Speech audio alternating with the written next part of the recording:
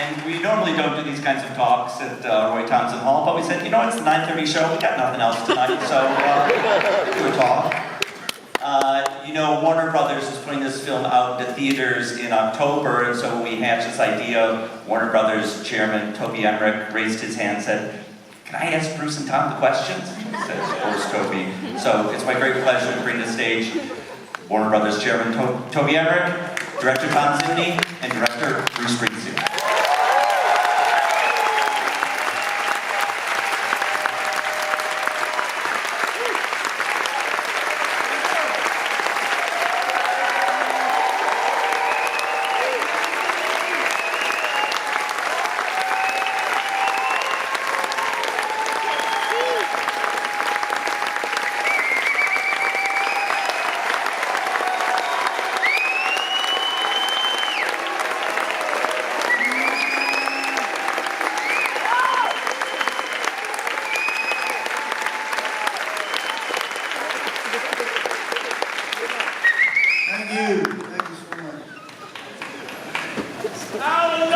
How beautiful is that movie?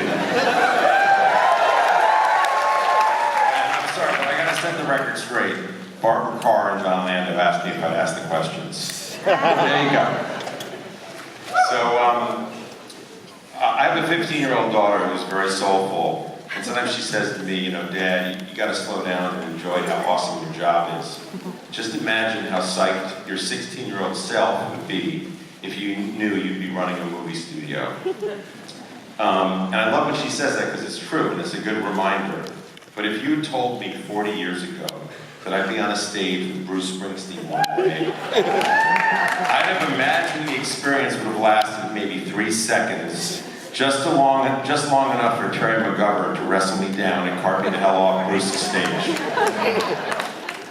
So I'm going to start with Tom because it's a little less intimidating.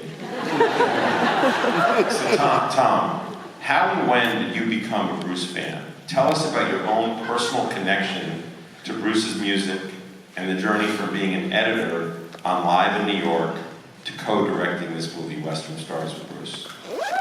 I grew up in Point Pleasant, New Jersey, so this music has been in my DNA. So I've enjoyed this for a long time, and I started 19 years ago as an editor. One day Bruce walked in and we were in the early stages of cutting a concert together, and it's been a great journey because we've tried different things, documentaries, music videos, and this being our second journey is co-directing, and it's been great. And this music is really important to me, and I grew up with it, but I also I can sit in the audience today and look at it as a fan and forget I worked on the film, so it's a great blessing. Okay, all right, Bruce. In the past 5 years, you've become an author, a playwright, and now a director. In some ways, these works feel like a trilogy. Can you talk a little bit about their evolution and their connection to each other, and also as a kind of continuing conversation with your audience? I'm going to do professional wrestling next. So.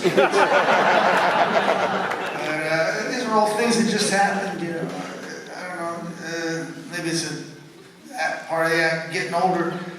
But the book came very organically, and then from the book, the play came, and from the play, this sort of is an extension of some of the tying up of philosophical threads that I've been working on my whole life, really, since I was a kid. You know, I mean, like I say in the beginning of the picture, there's two sides of the American character. There's the solitary side, and the side that yearns for connection and community. That's just been a lifetime trip for me, you know, and trying to figure out how to get from one to the other, how to reconcile those two things. And it might be that all those three things, the book, the play, and this are all sort of summing up my trip to this point, you know, and something I want to leave my audience with, and that's also a continuation of the conversation that we've been having since I was a young man. Thank you for coming along.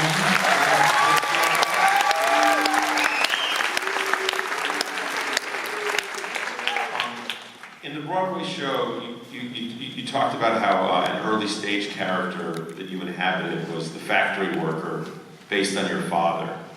But then later on, a Western man shows up in your songs, more a cowboy than a factory worker. And I was wondering about your early childhood exposures to kind of the American West and the frontier mythology that has influenced so many American storytellers. I grew up in the 50s, and so the Western was king, and I wanted my music to be more than just local. So when I was writing, I thought about how to draw from all different parts of the country. Right from Darkness on the Edge of Town, I started to set songs in Utah or in the Southwest somewhere. So, and there's something just iconically Western, whether it was Henry Fonda or Gary Cooper, those were all your icons of adulthood and manhood when you were growing up. So it all just sort of naturally seeps into your bones. And it was the nice thing about this was we got to the performances done in literally it's the top of my barn at home, and then we shot all the sort of little mini movies out in the Southwest. So we got best of both worlds. But it's just it continues to be, for me, it continues to be a mythic landscape that is someplace where it's easy to set your narrative. And I think wherever people carry that geography inside them, the geography of the West and the Southwest is just something that as Americans we carry inside of us. And so there's an immediate understanding of the isolation of that open space, the difficulty of making the most basic human connections, the struggle for community and love, and so it all sort of lays itself out there when you set your narratives in that part of the country.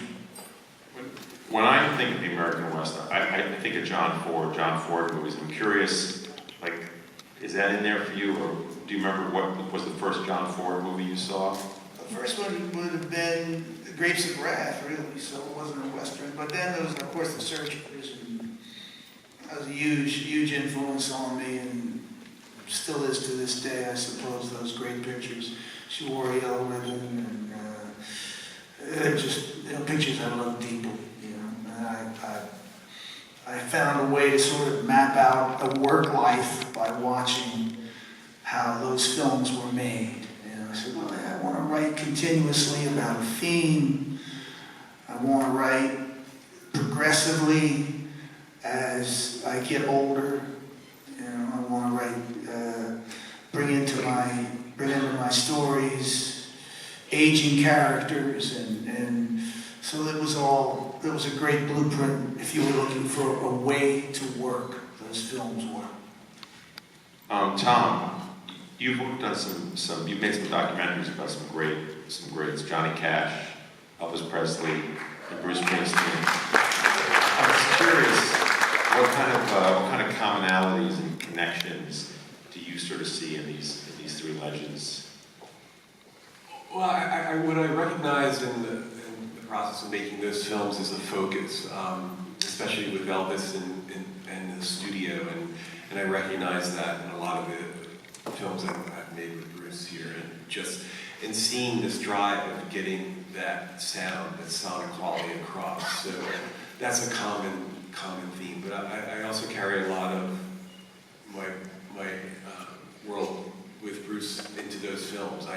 I explore going deep into archive and deep tracks and try to find outtakes and keep the music the central focus, and that's the common thread for me. So, Bruce, we're on the stage at the film festival, so I got to ask this. You've been on stages for decades. you know, in terms of live, as a live performer, master the art of captivating audiences. But I'm curious how you sort of have translated that energy into film, how those, sort of the difference performance aspect of those for you. Well, a lot of it is just accidental. I mean, we all grew up with the movies, you know. Movies are as American as whatever, apple pie. And this was really something that came along. I said, well, I'm not going to tour, so maybe we'll shoot the album performance-wise. You know? So we shot the album with a performance, and then we said, well, maybe we'll do some interviews. We'll put that in, and that'll be the picture. You know, so we'll do some interviews where people say what a nice guy I am. And, you know, it's easy to work for me, and what an honor it is. So we tried a little bit of that, but it didn't. It was sort of it had been done, you know. So I said, well, it's new music, so I need to. I think I need to help people draw into the songs when they come up on screen. I don't have an opportunity to sort of explain them. So I wrote the script, and Tom and I started to collaborate on the little sections that were in between the music, and Tom brought a lot of his creativity to it, a lot of the found footage, and so they're all things that just sort of come along naturally. I mean, I'll always be at home with the band and the guitar, and that's always something that'll never leave me.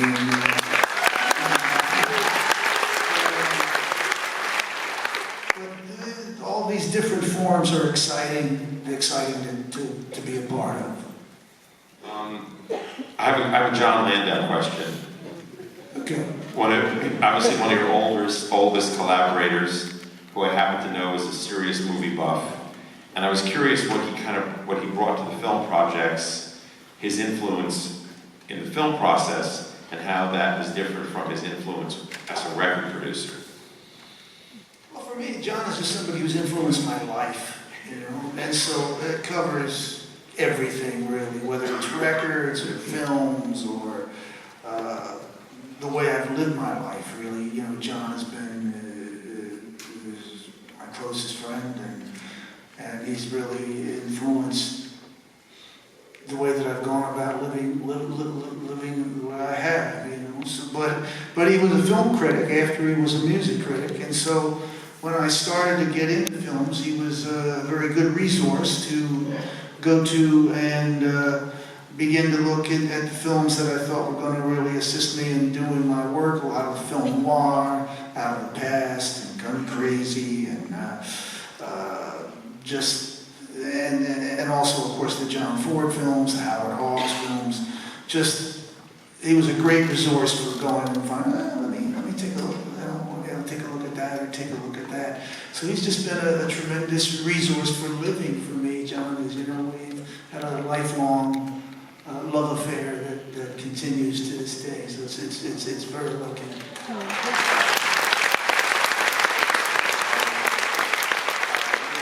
So Bruce, on the album, both Stones and Moonlight Motel are sung from the point of view of a single man standing alone.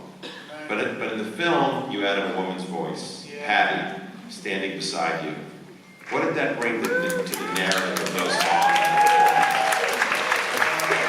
I should have done that on a record. I don't know why. I don't know why I didn't at the time. You know, but as soon as we went to perform it, I said, "Gee, Pat, we should sing these together." And we've been together a long time. So when we gather around that microphone, there's a lot of living there.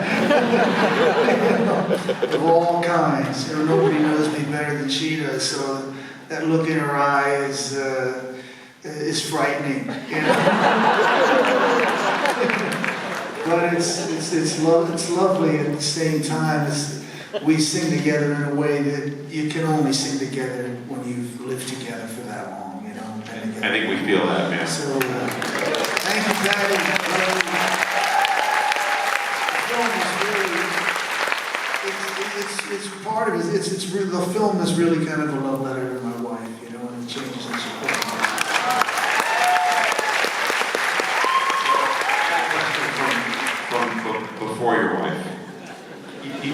say in the film, There was no before. one of the lines in the movie that really kills me is when you say, "If I loved you, I hurt you," and that it was a sin, but that you've worked hard to change that. I couldn't help but think about reading your autobiography where you talk about your experience in therapy. And I was wondering if that is sort of where that insight and work started. And I was wondering if you could just talk about that a little bit. Let me see. I wanted to talk about what again? I was curious, sort of at least in the book, when you say in the film that for a long time, if people were really close to you or they loved you, you hurt them, you pushed them away, it was a sin, but that you've worked hard to change that. And in the book, you talk about the being in therapy and working on that. Well, that was, I just woke up one morning and there you are. So it was really, I was in my early 30s, and I started to say, well, where's my everything? I love working, and band was great, we were playing great, but there wasn't a lot else, so I that was when I really started the analysis, when I figured I was just stonewall, I just hit the wall, and I didn't have any place else to go, and I needed to go someplace else very badly. I needed to find an alternative route to where I thought I was going, so that was kind of the beginning of, really there would be this film wouldn't exist tonight without going that way, I wouldn't have been able to make I think that if you want to thrive and live and continue to be creative both in your personal life and with your loved ones and then also in your work life, you need to make these leaps of consciousness every once in a while, that allow you to move to the next place, and which is always, it's the old story. It's love in the end. That's all we have. That's all that really gets us through the day. At the end of the day. So how do I get there? How do I find my way there? And so really, that's what the film is about. And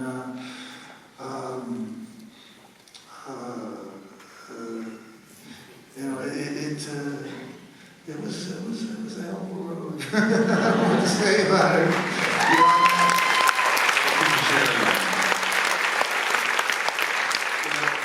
You told me the story recently that about being the last man standing in your first band, and I think about the empty boots, and I just am wondering if that's something you think about more in terms of mortality. And if you could talk about that a little bit, because I feel that in this album a little bit.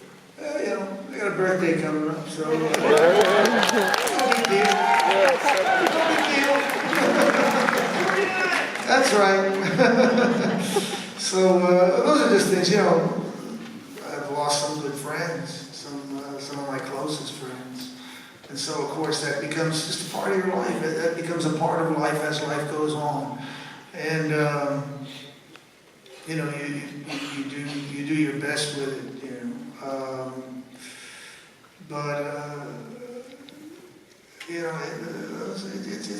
It's an interesting part of life. There's a lot of new things, a lot of exciting things keep you going day to day, but there's a lot that you miss now too. I miss a lot of the people that aren't here now that share in your defeats and your victories, and that you just lived with and grew up with. Your family gets a little thins out a little bit. My mom hasn't been well, and then I look around at some of the guys in the band that passed away, and it's just, it's just a part of life. It's just a part of life. But it registers on you and finds its way into your work as it should be, and we carry on. This is a simple one.